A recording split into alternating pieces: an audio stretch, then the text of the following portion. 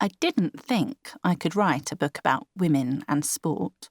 I don't play sports. I bunked PE my whole school life. And if a ball comes anywhere near my face, I blink. I get nervous walking past a game of football in case I have to kick the ball back to someone and spectacularly fail, which is kind of a career hazard considering I've been a sports journalist for the last 12 years. So when the idea was first suggested to me, I said no.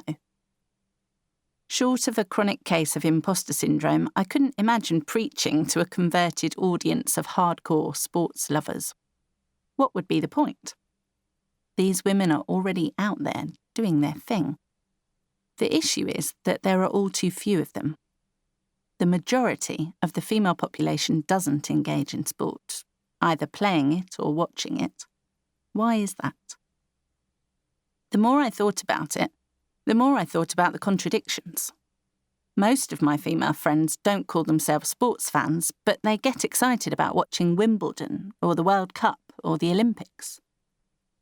They might not exercise regularly, but they've probably done a 10K or played badminton or table tennis. They just didn't necessarily like PE or can't remember who won the FA Cup. And the women who are crazy about sport aren't getting an easy time of it because society casually dubs them unfeminine or rubbish at it or lesser sports fans than men. So that as women, whether we love sport or loathe it, we are constantly being defined as incompatible with it, alien, odd, other. For men, sports and exercise are all part of the same active spectrum, but for women, they are presented as two very distinct things. Exercise, with its approved end goal of delivering you a better body, is revered for 21st century women. From the launch of Net-a-Sporte, serving up sports clothing for fashionistas, to the introduction of #Planky and Fitspo for the Instagram generation, exercise for women has gone mainstream. Where once celebrities were forced to sneak out of the back door of a gym, red-faced, now the likes of Victoria Beckham and Ellie Goulding proudly head out on 4-mile runs or for boxing sessions in the park. What was formerly known as the sweat patch of shame is now triumphantly circled in gossip magazines, a mark to be revered. But sport for women is seen as distinct from all this activity. Sweating from sporting exertion is not seen as beautiful. Its raison d'être strays too far from appearance. And that's precisely why sport is so important for women. It's a rare moment in our lives when the emphasis is on playing, being in the now. It's also about determination and grit, not losing a few pounds or looking great, but absolutely wiping the floor with your opponents. It's about winning, showing aggression, being competitive, openly rejoicing and being proud in doing all of these things. It's also about fun. And when we really think hard about it, women are not encouraged to have fun very often. Unless you buy into advertising speak about tampons, curling your hair and shopping for a kitchen. So why is sport consistently defined as male territory? Who decides that TV cameras, replicating the male gaze, should habitually seek out the most beautiful women in the crowd? When will women ever flock to watch football, rugby and boxing in their millions? Or turn up to the park with friends for a Sunday morning kickabout? How long do we have to wait to see the first multi-millionaire female footballer or basketball player? And what is it really like to be an elite female athlete? Never mind training regimes, what happens if you reach the Wimbledon final and you're on your period? In fact, what even is the deal with exercise and periods? Has anyone researched this stuff? Who are the scientists looking at how boobs respond to exercise? Whether female orgasms help or hinder women from winning trophies? And whether you can run off your PMT? Have we even figured out what to call our bodies? When I had to decide on a word for vagina to tell my daughter, I was horrified to discover that other mums were proposing a range of bizarre and confusing terms, including moo-moo, nunny, front bottom, bits, flower and twinkle. No wonder grown women, and men, still struggle with how to speak about the female anatomy. The absence of answers to so many of these questions says it all. Let's face it, society still just isn't that comfortable with real women's bodies, particularly not the sporty and female ones. While we idolise British heptathlete Jessica Ennis-Hill, an Olympic goddess with a six-pack is sadly still not viewed as a role model for many women and young girls. And that is because women are still being sold the myth that sport compromises your femininity. Unless you're doing it in your knickers, lingerie, football league. Because, as society keeps telling us, women are married to sports stars, not sports stars in their own right. Hallelujah then, that slowly, ever so slowly, a change has come upon us. From Michelle Obama slam-dunking LeBron James at the White House and opening the conversation about physical activity, to baseball's overnight household name, Mo'ne Davis, who kicked ass in 2014, beating the boys in the Little League World Series. England's women's rugby team winning the World Cup and forcing some of the most conservative sports editors in Fleet Street to put their photo on the front page. England's women footballers winning over a nation, and the steady trickle of women's interest magazines finally beginning to treat sport as a serious topic to engage their readers. Still, on pitching this book to publishers, I worried that they wouldn't get it. The whole premise of the idea seemed impossibly contradictory. I wanted to appeal to women who didn't connect to sport, who didn't buy sports books, and I wanted to do it with a book about sport. The words of the Cosmo body editor who said her readers were scared of the word sport rang loud in my ears. Surely this project was flawed. Amazingly, Macmillan didn't think so. And their leap of faith paid off as Sport England's massive This Girl Can campaign launched in January 2015, speaking to exactly that disenfranchised audience of women that I wanted to reach. When I first watched that advert, Missy Elliott's Get Your Freak On blaring over a powerful series of moving images, I cried. Because the film showed a realness that is scarily absent from our everyday consumption of female imagery. We saw a range of body types, ethnicities, ages, activities. Best of all, we saw them sweating, smiling, out of breath, with messed up hair, not concerned about how they looked. We saw them in what would normally be described as varying states of imperfection, and yet here they were enjoying themselves. I know not everyone loves the campaign. Some critics feel it is not diverse enough, or that girl is an inappropriate term for female. I do not dismiss their concerns, but for me, the campaign was a revelation. And best of all, it was cool, not patronising. Gone were the preachy messages about health and well-being. This Girl Can was about fun and friendship.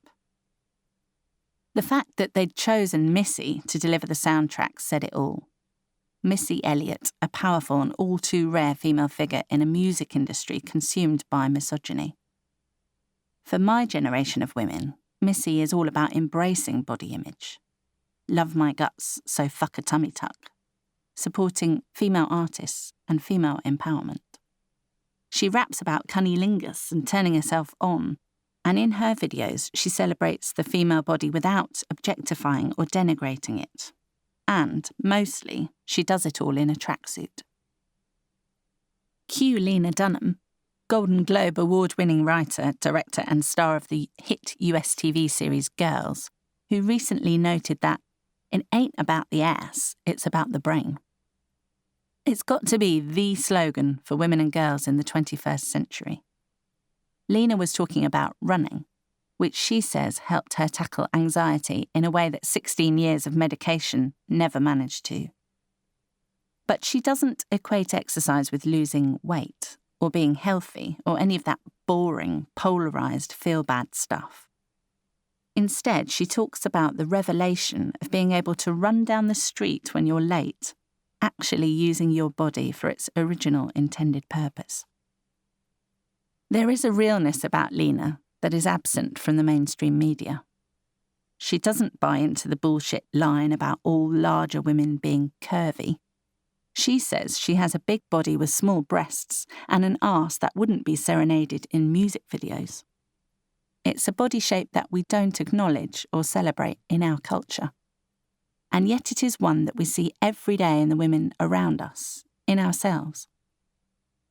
She rails against women's bodies being politicised and policed. As she says, we can no longer keep women from voting, but we will find a way to police and repress powerful women and let them know that they do not matter to us and that they are not in control of their own destiny. And then women join in because that's what they're being taught from the time they're born. They don't even recognise that they're agents of their own oppression. Not to sound too much like I'm like Andrea Dworkinging out on you. That's quoted by Alison Glock in a conversation with actor, writer, director, producer and runner Lena Dunham on ESPNW 21st September 2015. This book, too, is about challenging the status quo. Society's stereotypes tell us that women don't like sport. But when we really think about it, that doesn't make any sense. Isn't the fundamental principle of being physically active something that comes naturally to us from the moment we begin to walk? Don't we all remember our childhoods running down a hill so fast it made us laugh until we couldn't breathe, daring ourselves to climb a tree, to do our first cartwheel, our first handstand? What happened to us? When did we change? When did we lose our sense of fun, our sense of play? Sport is just playing, after all. And exercise is just moving our bodies, not hard penance. Why does any of this matter? Because, as Nelson Mandela famously put it, sport has the power to change the world. In some cases, quite literally. Around the globe, projects involving sport are changing women's lives right now. Whether that's teaching women in southern India to swim following the Asian tsunami of 2004, in which up to 4 times as many women died as men, or using sport as the vehicle for change by encouraging female leadership skills, raising awareness of HIV/AIDS, offering alternative pathways to prostitution and tackling domestic violence. Why sport? Because it teaches women to take ownership of their bodies. It gives them physical strength, and it gives them status and newfound respect in cultures where sport is seen as an activity solely for men. It's time for women the world over to reconnect with our bodies, to reclaim them from a life of obsessing about thigh gaps and bingo wings, to remember that our bodies are there to have fun with, to enjoy, and to make sure that we learn these lessons before it is too late, before we are physically infirm and looking back over our lives wishing we'd tried wild swimming or netball or trampolining, wondering what it might have been like to body slam someone on a rugby pitch or learn how to throw a real punch. What are we waiting for? The daring amongst us, the heroes and rebels, have been bucking the trend and enjoying sport for millennia. From the women of ancient Greece running barefoot races and medieval nuns playing cricket, to the Tudor women who watched tennis and loved a round of golf. In our own era, some of the highest profile women in the world have fallen in love with sport, from Rihanna to J.K. Rowling and Mary Berry. This book is about encouraging women and girls to reclaim sport on their own terms. It is not a lecture about health, but rather an invitation to discover the fun and fulfilment in physical activity and everything that it brings, from better emotional stability to better relationships. It's not about telling women who to be or what to do. Lord knows we have enough of that in our lives already. And it's not about having a go at men, many of whom would heartily welcome a new, degendered approach to sport and exercise. But it is about urging us to rethink the spaces that we close off from ourselves. One of the most profound interviews I conducted for this book was with a mother of 2 children who had taken up boxing, despite hating the sport, and found herself retraining as an archaeologist after years in a sensible desk job.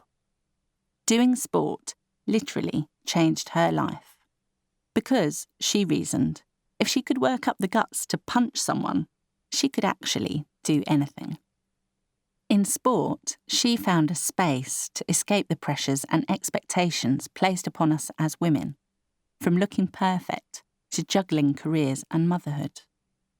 Best of all, she found an activity that she fell in love with. After all, whether we like it or not, sport is everywhere.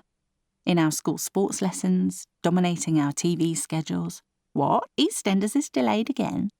It's there in our relationships, in our workplace, in the conversation of the world's biggest power brokers, and it's there dictating our futures. So why don't we start owning it? Sport for women and girls is now understood to be so monumentally important and life-changing that even the United Nations have suggested it will play a leading role in the journey to equal rights for women and girls this century. First, though, we've got to get on the score sheet.